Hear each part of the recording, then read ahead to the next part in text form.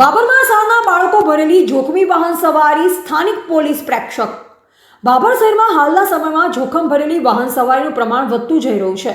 ખાસ કરી શાળાના બાળકોને સ્કૂલ લઈ જતી પ્રાઇવેટ વાહનોમાં મર્યાદા કરતાં અને ઘણું વધુ બાળક ઘેટા બકરા જેવી સ્થિતિમાં ભરાઈ રહ્યા છે. આ બધું પોલીસ સ્ટેશનથી થોડા જ અંતરે ખુલ્લેઆમ નજરે પડે છે, પણ સ્થાનિક પોલીસ તો પ્રેક્ષક બની માત્ર જોતી રહે છે. હવે પ્રશ્ન ઊભો થાય છે કે શું બાબર પોલીસ પાસે કાયદા લાગુ કરવાની જમાવટ નથી, કે પછી પોલીસ થોડી રાહ જુએ છે કે કોઈ ગંભીર અકસ્માત બને પછી જ કાર્યવાહી કરે.